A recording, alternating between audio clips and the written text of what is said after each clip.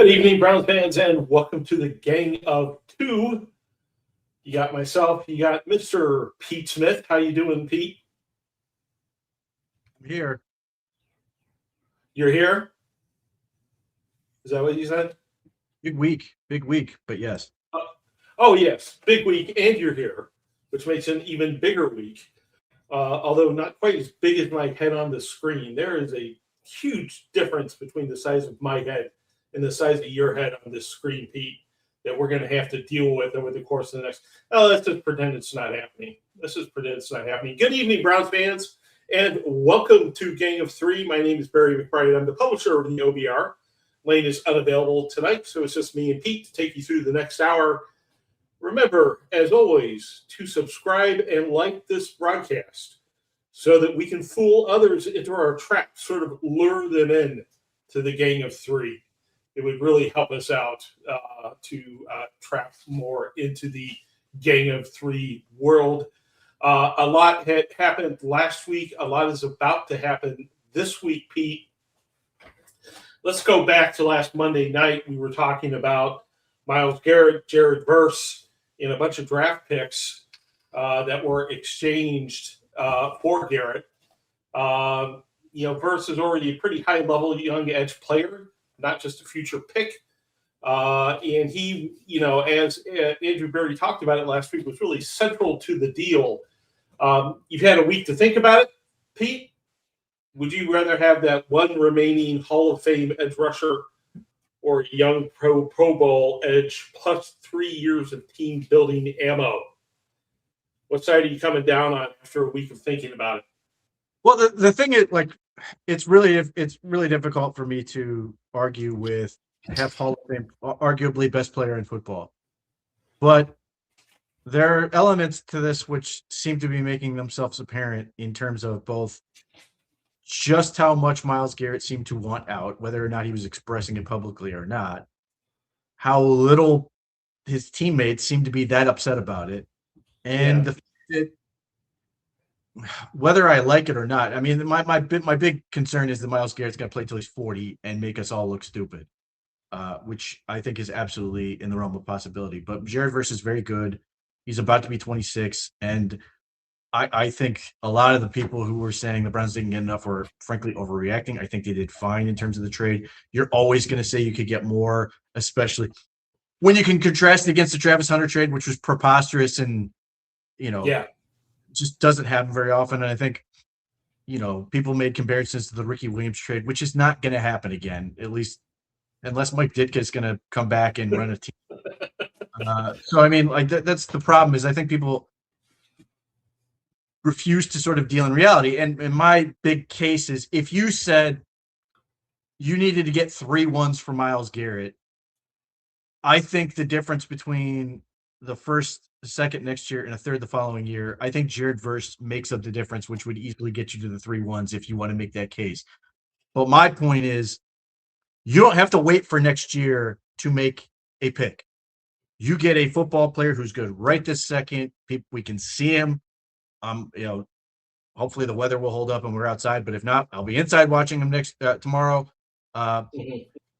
And that the other part about that is the message it sends to the team.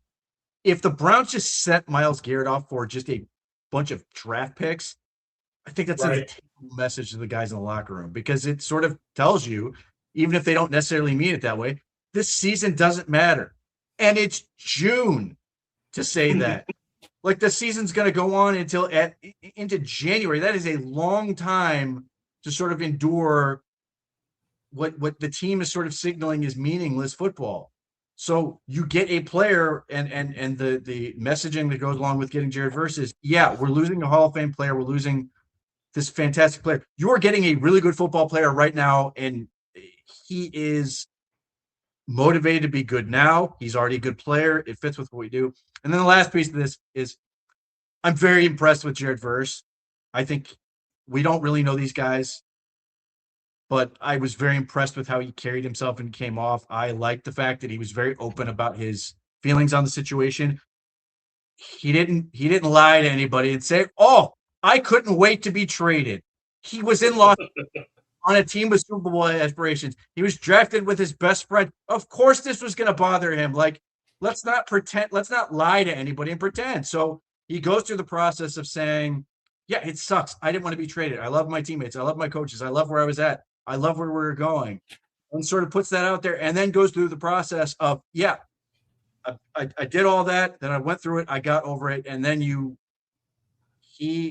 just the way he carries himself, there's a lot of there. It feels like there's a significant amount of substance behind the young man in terms of what he's saying, who he wants to be, why this is important to him. And fairly or not, there has always been this sort of erudite nature to Myles Garrett in that he knows exactly how good he is and get away with that, where Jared Verse doesn't have that sort of air about him. He's more humble. And I don't say that as a negative to Myles Garrett, but if you are, you do the sort of quote unquote Cleveland fan or Midwest fan, Rust Belt fan, however you want to sort of tab them, I think Jared Verse is more relatable for that style of fan. I think the biggest thing with Myles Garrett is it's another reminder where the greatest player on the planet in the respective sport basically told you he didn't want to be there. And there, who you are, that doesn't feel very good. And it doesn't feel good for a few reasons. Yeah. I get a lot of email at Berea@theobr.com, from folks who expressing a variety of different opinions. And, again, this week was no different. I really think, Pete, that, your confidence in this trade has everything to do with your confidence in the organizational competence of the Cleveland Browns. Because Jared Verse is obviously not Myles Garrett, right? You got a first, you got a second, you got a third, and you're enthusiastic about the trade if you think that Andrew Berry or whoever is calling the shots in a couple of years can turn that into, help turn that into a starting quarterback, some offensive line depth, some of the other things that we need. And I think that if you're confident in Andrew Berry, you tend to like the trade. If you're not confident in Andrew Berry, you tend to scoff at it. And that's a lot of the reaction I've gotten this week. I think it's fair. Now, I have intentionally detached the quarterback element just from the trade because I think that's unrealistic. Because for the sake of argument, if the Browns go out and play this year and they look pretty good or whatever, and there's a free agent quarterback on the market and they sign that guy, and they essentially try to go the Sam Darnold route, then you're probably not going to. I mean, you still could, but you're probably not going to trade a million picks to go get one particular guy. You're probably going to use it for a whole bunch of different things. Likewise, if there's a weird turn of events and either the Browns are bad enough or the quarterback class is good enough, they may not have to trade a million picks to get the guy they want at quarterback, and then you can use the other picks to do other things. So you could end up in a situation where this ends up being 4 players for the price of 1. And one of those guys is Jared Verse, who's very good. At worst, you're going to get the 32nd pick in the draft. And I know a lot of people are sort of making that a foregone conclusion. I do not. I think the pick is going to still end up very high, but it's still a first-round pick. And we just went through the draft this past year barely a month ago, where we're sitting here and we're singing Barry's praises because he got Denzel Boston at 39 and then managed to trade up and get Emmanuel McNeil-Warren at 58. So 32nd pick, if that's what it is, has some real value. That can get you a real good football player. Obviously, if they use it correctly, it's a similar deal with the second, third round. So, yeah, I mean, obviously, with all of these things, if you go back to the Julio Jones trade, if you go back to some of the other trades, what happens with those picks is certainly important. The difference is that whether it's the Julio Jones trade or Travis Hunter, you got a proven football player. So, and obviously, I guess there's a world where this could go just like Deshaun Watson, where Jared Verse arrives in Ohio and then just can't play football anymore. But I think that sort of limits how bad this trade could really be. Obviously, if they blow the picks, it's going to hurt significantly. But if Jared Verse continues on the trajectory he's on, you're going to at least have that, and it becomes a situation where you essentially the real life manifestation of trading down. You traded down for Myles Garrett to get Jared Verse and a whole bunch of draft assets. Yeah, yeah. Well, one of the things that happened since we were here last week is that Andrew Berry spoke. He talked about the trade. He talked about the rationale for it. And like I said earlier, Jared Verse obviously came through loud and clear as an important part of that. But I sort of thought Berry's statements were a little bit revealing. He said the team had wanted Garrett to be a one helmet player, quote unquote. But the Rams' offer forced a legitimate crossroads. He also sort of tied the move to a quote-unquote new era, sort of a young core, some cap flexibility, replenished assets. But I think in doing that, he puts the team on a timeline, right? The timeline is not 2026. Mm-hmm. You expect improvement in 2027, but you really expect this group to blossom in 2028, 2029. And that makes you think a little bit about veterans who sort of are misaligned with the timeline, right? We talked about this a bit last week as well, obviously. And one of the names that pops out is Denzel Ward, of course. Are there other names that you think of that just sort of maybe don't fit with what looks like a 2 or 3 year plan? Malik Collins would be the other one, but obviously he's injured still and recovering. Those are the two big ones. I mean, you could include Grant Delpit if you want to. I don't. I think they're going to extend him. I think they should extend him. But Denzel Ward, I understand why everybody sits there and like puts Denzel Ward on the clock. I don't. Somebody has to play corner. You're not going to do it. I'm not going to do it. I don't know if the other guys that aren't Tyson Campbell can do it that currently are there. Even before this whole thing went down, one of the things I was sort of looking at was that the Browns desperately needed to sort of consider and evaluate was more corner depth with Denzel Ward and Tyson Campbell. So the idea of shipping off Denzel Ward for mysterious draft pick, again, it's the same concept. You're not getting help now. So unless you can either trade Denzel Ward to get a younger corner and something, or just a younger corner, or trade Denzel Ward for draft pick and then make some other alternative trade or signing that can fill that corner thing, I don't see it as a likelihood. Where I think that could change is I think they'll go into the season with Denzel Ward. And then if the season goes real bad, real fast, or whatever, and they get to the trade deadline, there could easily be a scenario where a team has an injury or just sees an opportunity, and Denzel Ward for half a season in the stretch run could be pretty valuable for a team that's not necessarily married the idea of him being there for a long-term investment. The Browns flipped Amari Cooper for a preposterous amount given what he was able to do for the Buffalo Bills. I think that makes far more sense. But for the time being, at least for the moment, Denzel Ward is saying all the things you want to hear from Denzel Ward in terms of he wants to stay because last at the Super Bowl when Myles Garrett said, made the demand, and Denzel Ward basically said, I don't know if I want to be here if Myles Garrett's not want to be here. And then his softball game says, I want to be here. So you heard that from him. Whether or not that's what he's saying behind closed doors, who knows? But somebody has to play corner. And from what I've seen, they don't have another starting corner in camp at this point. Maybe there's something they can do, but I think Denzel Ward sees the value in being a career Cleveland Brown. I think Denzel Ward sees the value of potentially being a trade piece later, if it comes to pass. But I don't rule out the possibility that the Browns are just going to literally have Denzel Ward play this year, play next year, and that's it. But we'll see. Malik Collins is the other one that sort of makes sense. But again, they don't have enough defensive linemen. So you sit there and you go, well, they could potentially flip Malik Collins, but they need Malik Collins.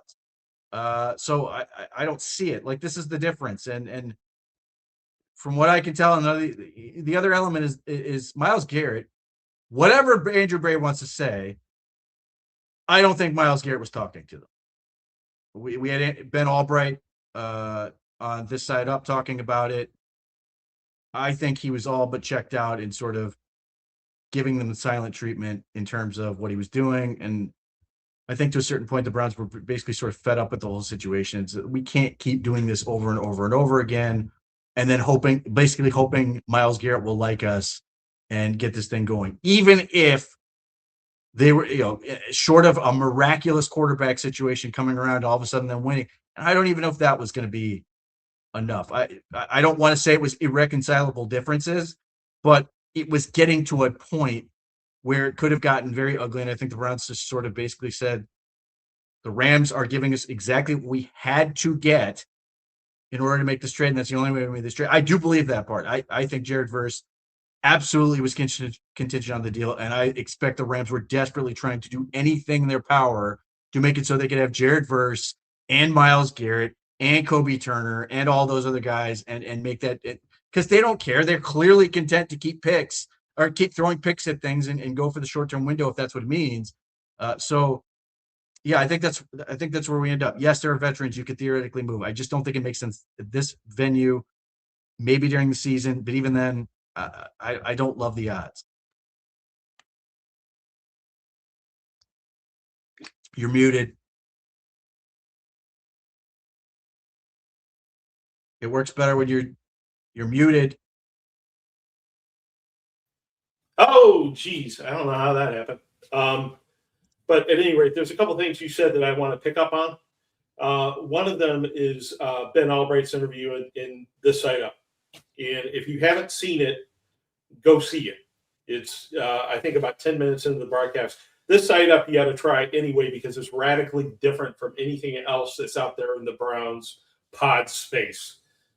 Fast moving, quick, in just a variety of things. You got to try it out. But Albright's interview, he dropped a couple of bombs, and so you're going to want to see that. On the subject of Denzel Ward, the chat room's probably going to hate me for this, if the chat room doesn't hate me already, which is probable. But the Denzel Ward scares the hell out of me. I understand exactly what you're saying, that we don't have a replacement here for Denzel Ward. The team is going to suffer unless we get somebody good in return for him at the cornerback position. But his injury history has me worried, Pete. Maybe you can talk me off the ledge here. I'm just scared of another concussion, or something like that happening to him at this point. He does have that history. If you got somebody giving you good value for Denzel, I think you listen right now, at the very least. And I say that because of the injury history. Or is that just am I panicking too much? I think other teams may be thinking the same thing, and they may not be inclined to give up. I do think the trade deadline is helpful if he's healthy. You're not asking him to do the full season. You're not asking him to do all the things. Now, the one thing I would say is the last 2 years, Denzel Ward has missed a combined 3 games. Whatever you want to say about his track record, last 2 years, he's missed 3 games. So, yes, he's not made it through a full season, basically ever. But in terms of his track record for injuries, he's actually gotten a little bit better recently. Now, what's the breaking point? I don't know. I mean, we don't know with any of these guys, and we've obviously seen it with a guy like Joe Thomas, where he thought he'd play basically forever, and all of a sudden he hurt his tricep. He's like, "Yep, I can't." So, is it always a concern? Yes, Denzel's size makes you worried. Obviously, his history of head injuries can make you nervous. I'm sure the Browns have had conversations with Denzel about what he thinks about, what he wants to do and all these other things. But until the thing happens, you don't really know. So I get it, but that's also the reason I think the Browns may just be like, there's not a whole lot of demand out there. He has more value to us, both in terms of what he can do on the field and sort of the fan adoration of Denzel Ward, because he's a popular player.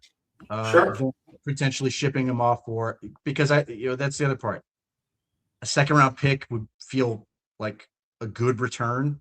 I think people are expecting you're going to get a first round pick for Denzel Ward. I just don't think that's possible. If it's at the trade deadline, are you going to be happy with like a third and maybe something else, like some sort of conditional pick? Probably not, but I get it. Like, that's the other part. Like, is it going to feel good to trade him for what's going to feel like probably not great return? Right, right. I think you've got a good point that it's not like the other teams aren't cognizant of Ward's injury history, and they would factor that into whatever they give us for him.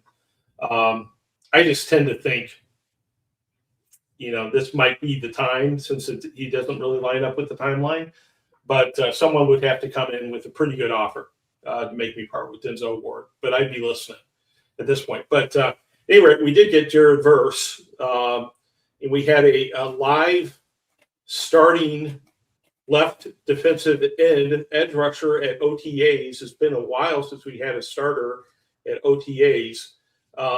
He said he's not trying to fill Garrett's shoes. Munkin said he fit like a glove. Nice cap hit. You got to see him in person, Pete. Obviously, it was his first day as a Cleveland Brown when you got to see him virtually, and he didn't know the defense. So I'm guessing he just participated in individual drills, right?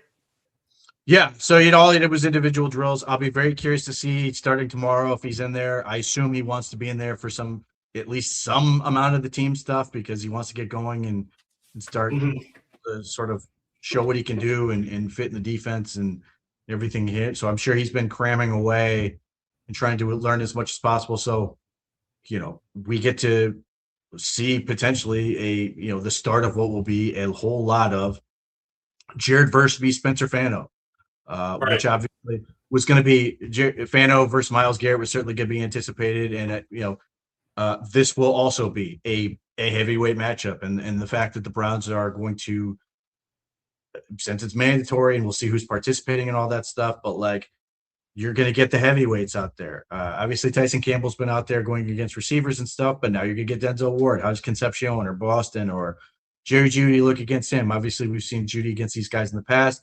Grant Delpit presumably is going to be out there and hopefully competing. They've been playing against the defense without Ward, without Delpit. Manuel McNeil-Warren's been out the past couple of weeks. Is he going to be back? Because all of a sudden this defense becomes very competitive, and now we're going to get a better test of what this offense can do and what these guys can do. I think there's reason to be optimistic about the guys the Browns drafted, including Denzel Boston, who's made some plays against Tyson Campbell. But now you've got everybody together. Is the offense suddenly going to be slowed down? Are we going to get sort of an adjustment where we're sitting here going, oh, these guys are young. They need to figure this thing out. Same thing. Right. Would it shock me if Spencer Fano gets sort of sent to the ground at some point because Jared Verse is just so powerful and he's done it against some really, really good players? No, but how will he respond? Is he going to get up and get back out there and figure it out and get better? Those are the elements that we want to see and see how they go. So yeah, Verse is obviously going to be a big deal. I mean, I know there's so many people are sitting there treating this well. The season's over. They traded Myles Garrett and all this, but there's a lot of things to be excited about and watching in terms of how this team's going to grow and develop. Now, how good are they going to be? Ultimately, I don't know, but they've got a lot of talented players who sit there and go, okay, this could be really interesting. Yeah, and it is. But, one of the things that concerns me is that, Schwartz's offense was predicated on this very aggressive front four, right? Very aggressive rush. And Jared Verse is, he's going to make a lot of Browns fans happy because of the way he plays. He seems like a brawler to me, a guy who just fights through pressure. Whereas, Myles Garrett was this comet, this meteor coming off the edge who could beat people any number of ways, right? It seems to me that Versus style, which is more, I interpret more as a straight line to the quarterback, is going to affect the way that Rutenberg schemes this defense, right? That you might have more pressure from the edge, from the linebacker or the safety position or something like that. What do you think the Browns are going to have to do to adapt? As good as Verse is, he's different than Garrett. How do you adapt that defense for his style? So obviously my descriptor when Jared Verse was asked, all he said was violent. I would describe his style of play as blunt force trauma. He just nails on people and has the pelts to prove it. I also think the thing that will differentiate him and I think will earn him fans, assuming they actually really pay attention to him, effort. constantly high effort guy, motor guy, always playing. Again, if you want to play into the trope, he plays a blue collar style of football. It's not necessarily pretty. It's forceful, effort, gives everything he's got all the time. Doesn't always lead to great results, but he never cheats you in terms of if you're going to a game to see Jared Verse, you can give everything he's got. So that blunt force trauma, he's got a bull rush, a club, and a rip. Those are his three big moves. And to your point, he does play sort of linear style of football for the most part. It's a lot of straight lines. And when you are that powerful, it makes it very easy to stay in straight lines because you're just sending an offensive lineman backwards. And what that's going to allow them to do, and what I think Rootberg's already sort of shown, is they're going to blitz a ton. That's he was with the Falcons last year. They blitzed a lot and showed a lot of exotic pressures. Before with Robert Saleh, he was with the Jets. They sent a ton of exotic pressures. That's what he wants to do. He wants to keep teams off balance. He's got really, really good talent in terms of linebackers. Carson Swetchner and Quincy Williams basically run all practice because they're just constantly around doing stuff, and they're really, really talented players. And the safeties and those guys are going to come off the edge as well. But because Verse and to a certain extent Alex Wright both play in very hard lines and power, it makes it easy to plan how you want to blitz. You know where Jared Verse and Alex Wright are going to be for the most part, and you can do things accordingly. Jared Verse is also somebody, and the Rams did this a significant amount, stunting. He's a guy who would, slant, take a guy to the next gap inside and knock them all the way out. So creating a path for a blitzing linebacker, or if he's going in a straight line hard up the field, it creates a clean angle for the safety. So as opposed to Myles Garrett, who phenomenally talented, but his natural rush is just there's so much variability because of how athletic he is, how wide he may want to go, how what angle he wants to take, which can just makes it a little bit more difficult to sort of plan around his angles. It's not the end of the world, but like Verts is very clean in that respect. So whether it's stunts, whether it's setting up different kinds of blitzes, whether it's the lines they use, I think it should enable them to have very clear paths on where these guys are going, very sort of rehearsed looking plays in terms of how he's calling it. It's going to look very familiar, and I think they're already building this up. And last Wednesday, where the defense really had a good day, part of that is because the defense started utilizing more 5- and 6-man pressures. Up to that point, it had been a lot of 4-man fronts and just sort of everybody else back. Last week, they started sending more pressure, and they gave the offensive protection fits as a result. Numerous sacks and all this other stuff. So when they get Wright was out there that day, when they get Verse out there, they've got, incidentally, a weirdly similar dynamic in terms of humongous human beings on the edge, and then very lighter, more athletic guys on the interior. In terms, so that part's not going to change. But stylistically, Myles Garrett was just such a different human being than everybody else in terms of athleticism, where Verse plays more to how you'd expect a guy like Jared Verse to play. Yeah, it's been an interesting point about the predictability of where Verse is going to be. You understand, that his level of improvisation is probably less than Myles, but that might make it easier to scheme some things around him.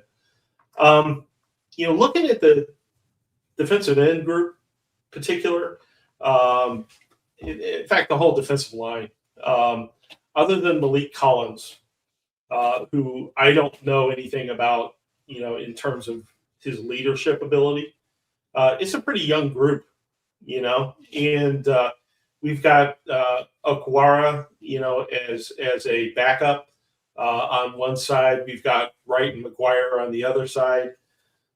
Do you think that this team might be, it's not a different depth chart? We've just exchanged Verse for Garrett, but I was just looking at it earlier today, and I'm starting to think, maybe we should be thinking about trying to get some veteran leadership into that defensive line, particularly at edge, and maybe a little bit more depth. Would someone like a Joey Bosa, bringing in a veteran there to work with the youngsters, would that make sense at all? Is Bosa that type of leader even? Uh, Bosa's never led anything in his life other than Bosa. No, look, I think Joey Bosa. If Joey Bosa were inclined, and if you listen to his brother, he's more interested in his golf game right now than football. I think he's going to want to play for a contender. Everybody has sort of connected the dots, including his mother, that he will end up, if he's going anywhere, will end up in San Francisco. We'll see if it happens or not. Obviously, he played with Buffalo last year and did some good things, but I don't see a world where he's going to sort of settle for Cleveland, and I'm not sure that Cleveland necessarily wants him, even though I think Cleveland would certainly benefit from having his style of pass rush added to their room. Mm-hmm. They don't really have a speed rush at all, and it's certainly something going into the next offseason I think they will want. They looked at guys for this before this draft, guys in that vein, did not take anybody, but I think it's something Rutenberg will want, presuming he's here. Hopefully he's here next year because I like what I've seen from him so far. But in terms of the leadership component, one, I think the Browns told Jared Verse the second he got here, and even potentially even before that, it's be yourself as much as possible and be a leader. Look, say what you want. I never expected leadership out of Myles Garrett because that's just not what he was. Just wasn't that phenomenal player. You could look at him and go in awe of his ability. But that's part of the problem is it was like looking at sort of a demigod. You don't necessarily take advice from that guy and as opposed to you just sort of look on in amazement at what they're able to do. Verse, clearly that was important to him with the Rams. He's gotten glowing reviews from teammates, from people who cover the team in terms of how involved he is from that standpoint. In addition to that, Alex Wright seems to think he's that guy. He had talked about it in his press conference that was part of what he was taking onto himself. He felt like with the contract extension, that was a sort of reflection of his ability to step up and do that. That's who he wants to be. That covers the edge guys. And I think as much as people may not be ready for it, I can't speak to Malik Collins other than he seems to be a very good football player and seems like he's a fine human being. I can't speak to his leadership. I think whether he's even just leading by example, I think they're looking at Mason Graham and saying, take over. It's just how he practices. He does everything. He makes the absolute most of practice. He takes advantage of every rep in terms of effort. Like you watch him in games. If you watch him last year as a rookie and you see him chase down screens, you see him pursue and get out on plays that are going to the outside. He does that in practice too. You see him fly out and chase things down. I think, obviously they thought Mason Graham's talent was phenomenal, but they sung his praises as a practice player. They sung his praises as a human being. Again, he's young. He's only 23 this year, but I think they're basically looking at him and saying, you're going to be a mainstay for this defense, sort of take control. And then even though he's not part of the defensive line and that room is going to have to sort of manage itself, clearly this team is begging Carson Schwarzenegger to run the show. And I think Carson Schwarzenegger, that was a big reason he was at every OTA and understands that. I think it was enormous. Say what you will about Kevin Stefanski. I thought that the Steelers game, when he gave him all the bullshit we went through last year with game balls, and why didn't the rookie quarterbacks get game balls and this, that, and the other thing? I did think it was super meaningful when the Browns beat the Steelers and Kevin Stefanski gave Carson Schwarzenegger that game ball when he played through what could barely walk at one point, got him and played his ass off, and they won the game, and he gave him the game ball. And not only did the game ball, I thought the speech and everything else was sort of basically saying it was Kevin Stefanski's way of saying, of sort of crowning him the guy as to be the leader of the defense. And it just seems like him. And I know Grant Delpit hasn't been there at OTAs, but I've always looked at him as sort of a really good barometer for the team in general. Those guys, Mason Graham, Carson Schwarzenegger, and Grant Delpit sort of formed the spine of that defense. And I think those guys are certainly a big part of where they want to go to leadership. Could they use more? Perhaps. Could they use more talent? specifically at edge, yeah, I don't know that they have enough. I like what I've seen from Logan Fano. I think that could end up working out for them, but I think he's still probably better suited to be an edge 5 than he is an edge 4 at this point. And they don't have an edge 4. I don't think Julian Aquara is going to be that guy. And defensive tackle, I'm very intrigued by Kalia Davis. Mike Hall Jr., look, his talent is incredible. He had the scare with the leg, seems to be good with the brace. We'll see. They need him to be a dude this year, because if he's not, Mhm. And Malik Collins is in the last year of his deal, we're going to be talking about going out and getting more defensive tackle help and making it a big priority this year. But could they could absolutely use more help, and I'm greedy for always more defensive line. Yeah, absolutely. I'm just trying to think through this, and as we've had this discussion over the course of the last 20 minutes or so, you've got that big difference between Myles Garrett and Jared Verse. Myles Garrett and any other human being, who plays edge rusher at this point. But you've made up for some of that with, these draft choices that you got, and so the trade, just on the surface, you can have a legitimate debate about whether it's good for the Browns, good for the Rams, or whether both teams profited. But really, these two sort of intangibles that we've been talking about, the leadership in the locker room and the ability to scheme around the predictability of a Jared Verse, further reduce those concerns that I have about losing Myles Garrett. Well, let's consider the other part of this with the leadership component. This year is going to be either a very big testament to what Andrew Berry has added to this team in the last 18 months, or it's going to I wouldn't say it's a rebuke, but didn't necessarily address the things we were hoping it would address. Obviously, the Quinshon Judkins legal thing just put such a damper on it, because initially we came out of the 2025 draft, and part of it wasn't just, man, they got some really good players. It was they added a whole pile of really charismatic, energetic, good guys. Mm-hmm. The Quinshon things made it turn sideways. Obviously, the legal case completely fell apart. Again, I will stress, we don't really know these guys, but the belief coming out of Ohio State was that Quinshon Judkins was a very good kid. And then obviously we went that thing, and immediately everybody sort of understandably, and I don't think unfairly, removed the benefit of the doubt. We come into this year, they draft Spencer Fano and Casey Concepcion, who I said before the draft were going to be the two human beings that I thought would be the easiest to root for in terms of what Cleveland Browns fans would love.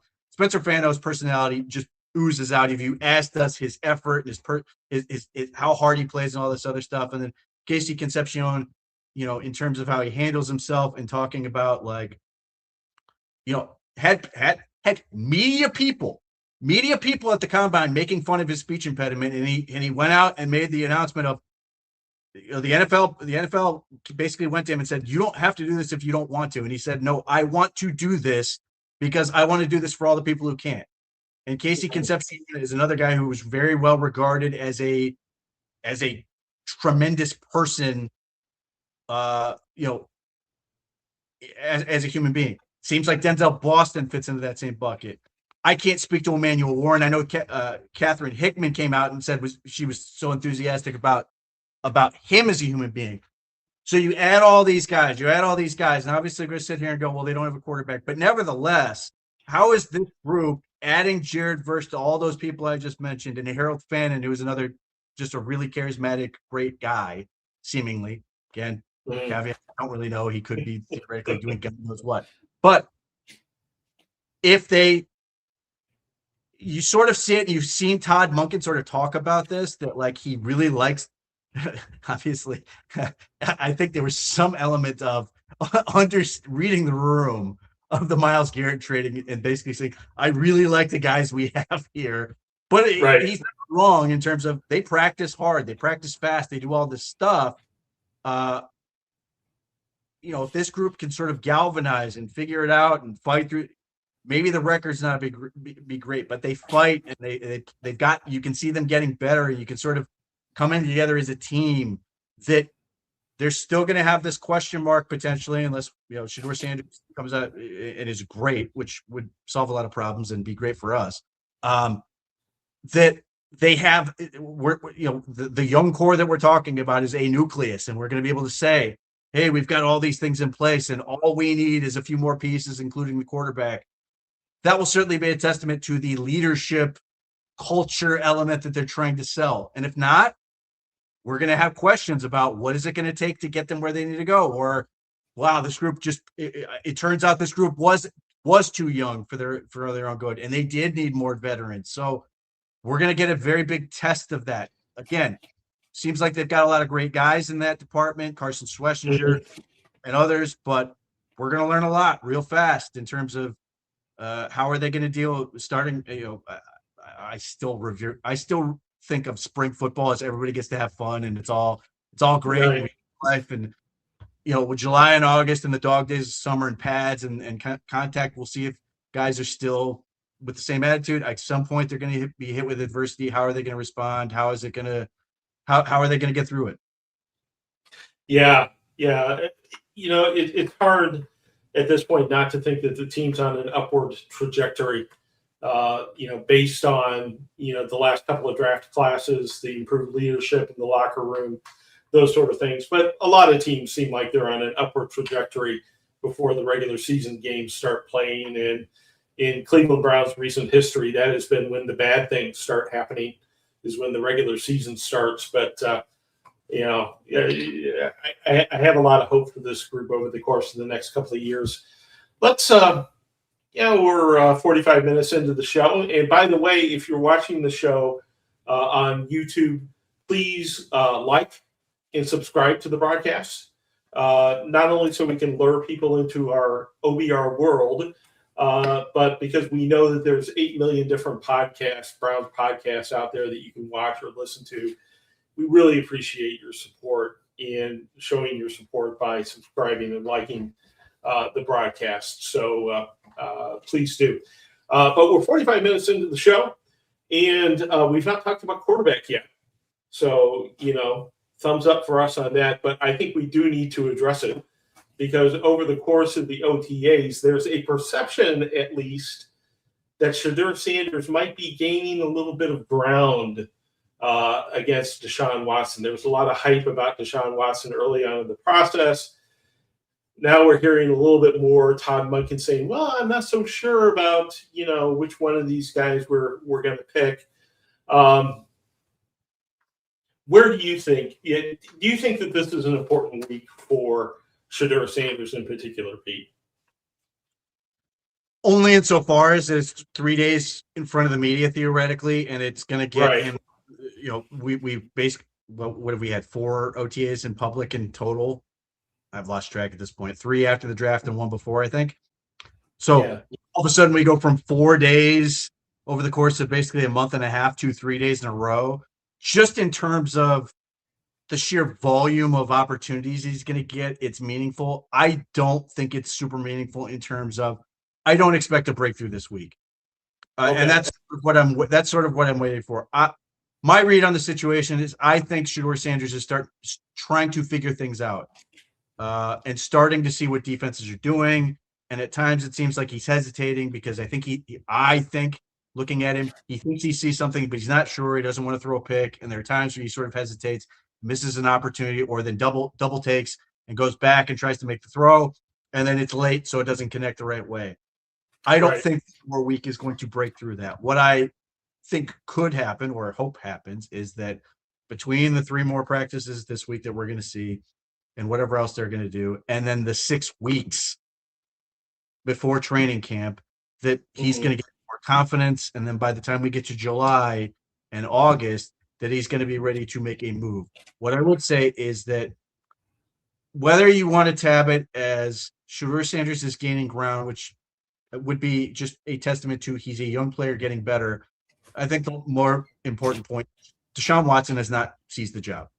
And to me, if you were one of the people saying, well, maybe Kevin Stefanski was the problem, or Deshaun Watson's super healthy, it's absolutely going to be better this time, you would have thought, especially against a quarterback who's a young quarterback who's still developing and still trying to figure things out, he would have come out and just dominated, relatively speaking, and made it very clear, I'm the better quarterback. I'm the 10-year veteran. I'm the guy who should win the job, and could delivered a quick knockout and basically put Todd Monk into a situation, well, he's the starter. That hasn't happened. And to me, that doesn't mean Deshaun Watson couldn't still win the job, but I think every day that this goes longer without a decision, the more likely bet to me is that Shedeur Sanders is going to find a way to either make up the ground or get that epiphany and make the big jump and either draw even or just pass him and put himself in position to take the job. I don't see. I'm not going to say it can't happen. Maybe it's going to suddenly click for Deshaun Watson. You're going to see it better. He's going to operate it better. He's not going to get healthier. He's not going to get more athletic. We've got history to judge that the longer this process goes on, the closer that when we actually get to real football, he gets worse, not better. So right.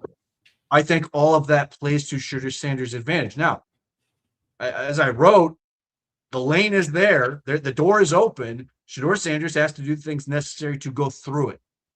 Can he do it? We shall see. But I just think it's really set up for him, and I think Todd Monken. I think Todd Monken can be, guilty of gassing up his guys in the face of what was not very good for people. As Todd Monken likes to remind the media, you have eyes. Well, yeah, I watched Wednesday and they got their asses kicked. But I do give him credit in that he's not allowing himself to be fooled by a flash in the pan. He has history as a guy to say Deshaun Watson has not been able to prove he's been able to do this in full contact, and that previous years, whether it was the team or media going, oh, he looks great, it's gonna be different, this is the guy. I think he's smart to realize I'm going to be patient and see how this thing plays out. And at the same time, he benefits because if Shedeur Sanders can get better, certainly if he's the guy who can give him the job, that makes his life infinitely easier. There's no upside to getting the job to Deshaun Watson. Deshaun Watson has no future. Shedeur Sanders might. Shedeur Sanders, right. If he wins the job, there could be people who are immediately willing to sort of watch this team and be excited about it, that are never going to get back on board with Deshaun Watson. And if Shedeur Sanders is somehow able to, through the course of this season, prove that he can be that guy, everybody in Northeast Ohio, and including a whole bunch of people in Colorado and various other places, are going to be super excited about the Browns. Right. That's not going to happen with Deshaun Watson, even if he plays well or better than he has, and I just don't see the evidence that he's going to. No, I think you're tapping into my philosophy on Watson and Sanders, which is that if it's close, it's no contest. If it's close, you have to go with Shedeur because of Watson's salary situation, his contract situation, his history of looking okay during preseason and not playing well in the regular season. I would say Watson has to crush Shedeur Sanders during training camp in order to win the starting job, at least if I was making the decision, which thankfully to everyone I'm not. But it seems to me like, tie goes to the runner, tie goes to the second-year player here. Yeah, I mean, could we come out of this 3 days later and say Deshaun Watson absolutely destroyed Shedeur Sanders? And obviously we've seen some people in the media saying he needs to announce a starter before they get to training camp or by the end of the mini camp. Todd Monken has basically made it very clear he has no interest in doing anything with the sort. His timeline is before the Jaguar, by the time they get to the Jaguars, that he needs to have a depth chart in place and be ready to go. But ultimately, trust me, I understand the benefit of being able to say, hey, he's the starter, and being able to really go full speed ahead one way or the other. But if Todd Monken were to name Deshaun Watson the starter, and then we get to August, and then he just sucks, like it's a really poor look for him to then have to go, well, I know what I said before, but actually it's going to be Shedeur because, right. Unflatteringly, Deshaun Watson stunk out the joint. We got to joint practice or whatever. I think that's far likelier to be where this thing gets decided is when we get to joint practices. I understand people want to see this thing go through faster, and they think they're at a disadvantage because the Cincinnati Bengals are not questioning who their quarterback's going to be. The Baltimore Ravens are not wondering who the quarterback's going to be. So they have a slight advantage.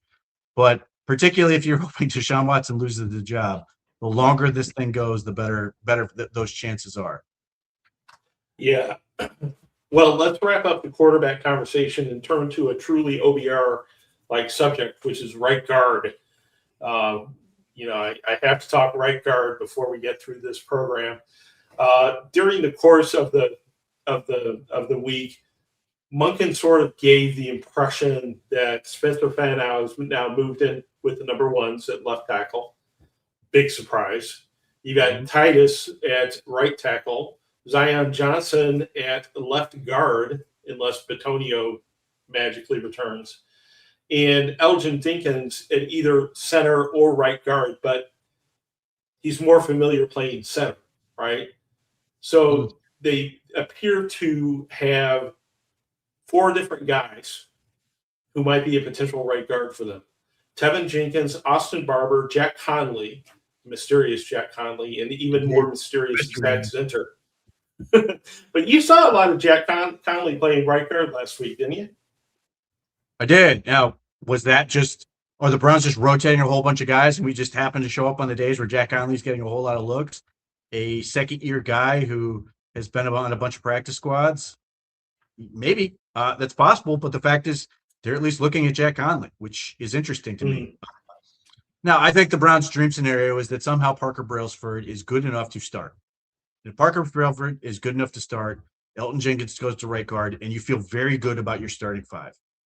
Elgton is a very good guard, and as many people will point out, better guard than center. That's the dream. Now, if Parker Brailsford's not there yet, Parker Brailsford can't do it, then we get Elgton Jenkins at center, and then we've got the question of who's going to play right guard. And obviously, some of this can't be figured out until they get pads on. As far as Jack Conley goes, evidently he's either doing enough to impress coaches that, by the way, were different coaches than the guys who brought him in, because Jack Conley was signed to the practice squad in November of, I think, last year. So he was retained as a reserves futures contract. Monken and George Warhop come into this thing, and he's there, and they're putting him on the field, and he's apparently done enough to impress them. They're at least giving a look. Now, could we get to camp and pads on, and Mason Graham just ragdolls him and ends this thing? Perhaps, but it's at least one more guy. Now, the flip side of that is you could also look at, if Jack Conley's repping, how bad must the other guys be that they are looking at Jack Conley, who's a second-year guy, undrafted rookies, 24 years old. BC guy, so I always love the BC lineman. That just comes with the reputation. And by the way, he plays to it. He's a road grading physical guy. So that may tell you that, wow, the right guard is bad enough that Jack Conley's getting looked. So on the one hand, it could be a great story if Jack Conley can prove this, and ultimately they got 4 starters, and then an undrafted free agent who's 24 years old found his way into the lineup and was good enough to be a player. Great. Like, that would solve a lot of problems for this team. But at the very least, I'd like to find out more. I'm curious to see where this thing goes with Conley and the right guard position in general, because they've thrown a lot of bodies at that spot so far. And evidently, we're going to see. And I don't know if we'll get a real answer this week, but at the very least, this week should give us a look as to just how many guys are repping there. Yeah.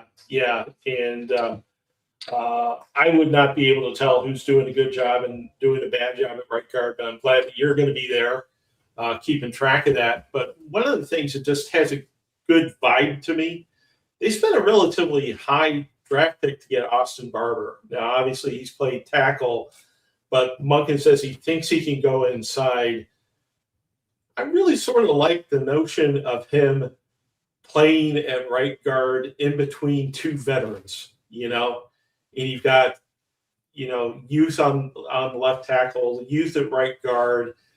I don't know how good he is. I haven't heard a lot of things, but if he can play inside, is he a legitimate candidate to fill that role? I mean, I wouldn't rule it out. I would say this.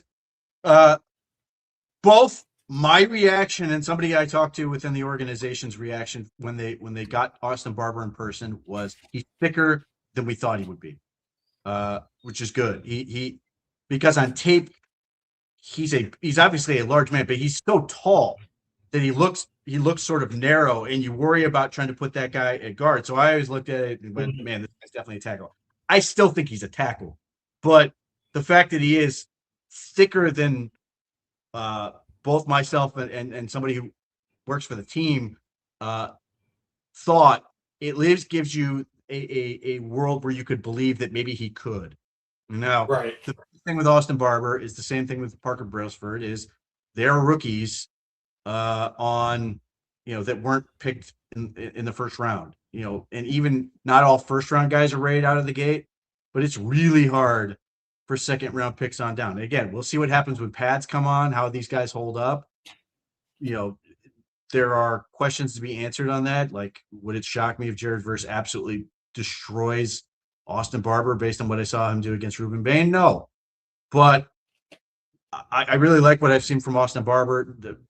I can't really say much based on OTAs. It's other than he's athletic because nobody's really hitting him. I'll be curious to see if they play around with that. I mean, obviously Todd Monken has said basically we like him at tackle, but he's got to be able to do guard. But how much work is he going to get this week? What is that going to look like? And then when they get pads on, how is he going to hold up when he gets in pads? That could be an interesting wrinkle to this whole thing. I don't know that I just put him in the starting lineup, but again, this comes down to is Jack Conley in there because he's really impressive or because the rest of the group is not great? Yeah, good question. Something we'll continue to follow, and I'm looking forward to your Rumor Central thread tomorrow and over the course of the next couple of days with what you're seeing from the sidelines out there. Before we go, we have to say goodbye to Brendan Sorsby as a topic on this show, at least for a month, maybe 2. 20 minutes. I mean, it's like the NCAA has already appealed. Have they really? Yeah, there are multiple wrinkles that could end this thing immediately. So yeah, to your point, a judge who may or may not be from Lubbock ruled or granted an injunction, which theoretically makes Brendan Sorsby eligible. And the explanation on why he did that was pathetic, but whatever. At least for this moment, he's eligible. The NCAA has already noted their intent to appeal. The Big 12, reportedly, teams are basically getting together, basically threatening that they're not going to play Texas Tech. So that's another wrinkle to this whole thing. And so there's a whole lot of elements where this could still derail and put him back in the supplemental draft. But this is part of the problem. But here's what I'll say.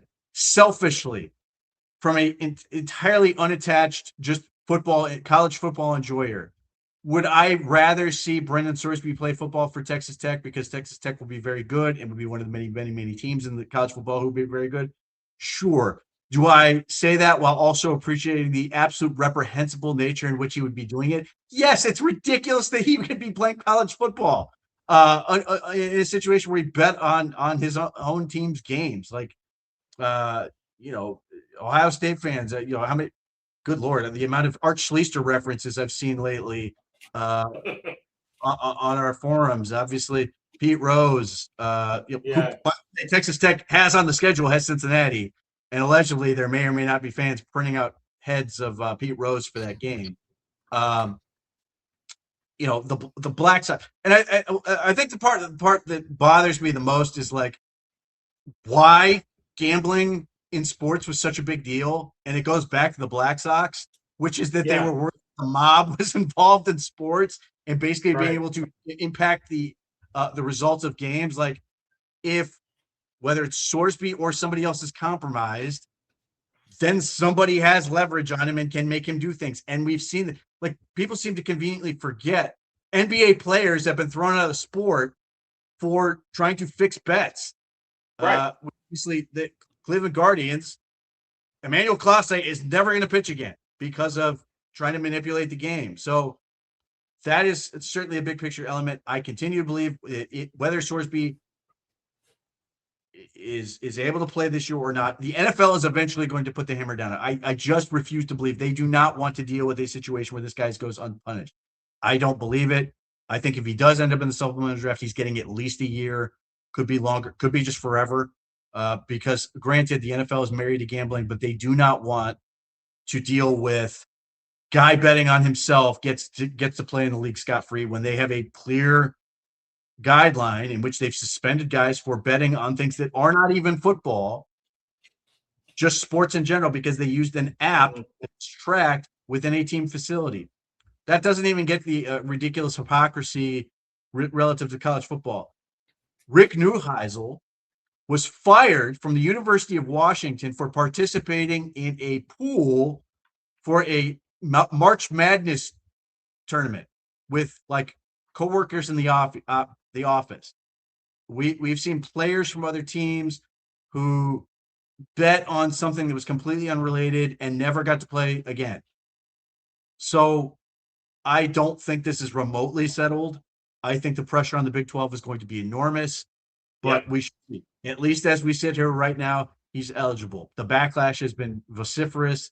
People are pissed. We'll see. Yeah, but I think the more important thing is that I am installing a Brendan Sorsby moratorium on Gang of Three for at least a month. We are not going to mention this because he is not going to be a Cleveland Brown. And if they got him in the supplemental draft, he probably wouldn't be playing for a while anyway. It's a dead subject. Dead to me. Well, thank you, Pete. I appreciate it.